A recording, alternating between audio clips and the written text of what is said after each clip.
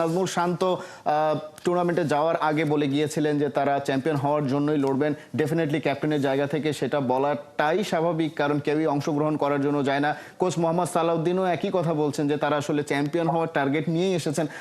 সবকিছুই ঠিক আছে, কিন্তু মাঠের পারফরমেন্স, একেবারেই মাঠের 22 গজের কোর পারফরমেন্সটা, সেটা দেখে কি মনে হয়েছে এখন পর্যন্ত যে বাংলাদেশ চ্যাম্পিয়ন হওয়ার জন্য খেলছে? চ্যাম্পিয়ন হওয়া বহুদূর।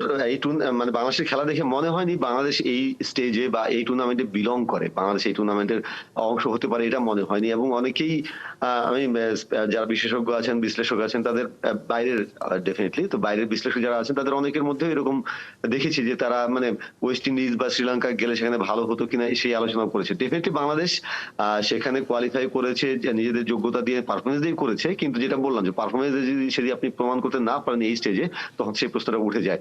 আপনি যেটা বললেন যে ক্যাপ্টেন চ্যাম্পিয়ন হওয়ার লক্ষ্যের কথা বলেছেন, মানে which is very much fine, আমার কোনো আপত্তি নাই, কিন্তু সেটা তাদের পারফরমেন্স দিয়ে কিন্তু সেটা তুলে ধরতে হবে। আমি বলছি না যে তা বাংলাদেশকে সেমিফাইনালে খেলতেই হতো, সব ম্যাচ জিততেই হতো, কিন্তু তাদের পারফরমেন্সে সেই তাড়নাটা দেখতে হতো। যে চ্যাম্পিয়ন হতে চায় সেই তাড়নাটা তাদের পারফরমেন্সে, তাদের বডি ল্যাঙ্গুয়েজে, তাদের আত্মবিশ্বাসে সেটা সেই প্রতিফলনটা পড়তে হতো, যেটা শান্তরা দেখাতে পারেননি। এবং সেই কারণে এখন এই হাস্যরস ট্রল হচ্ছে, সবই হচ্ছে। সেটাও মেনে নিতে হবে যে তারা যখন বলবেন চ্যাম্পিয়ন হওয়ার জন্য যাবে, তখন সেই পারফরমেন্স যদি দেখাতে না পারেন, তাহলে ডেফিনেটলি সেটা হাসির খোরাক যোগাবে।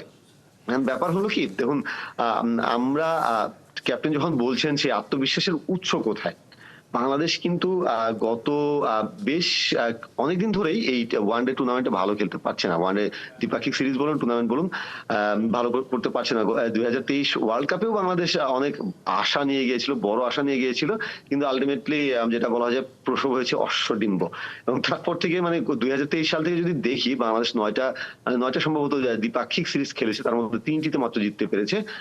এর মধ্যে 2টি ছিল আয়ারল্যান্ডের বিপক্ষে। সো মানে ওয়ানডে তো বাংলাদেশ যে এখন আর ভালো দল, মানে সেটা বলা যাচ্ছে না।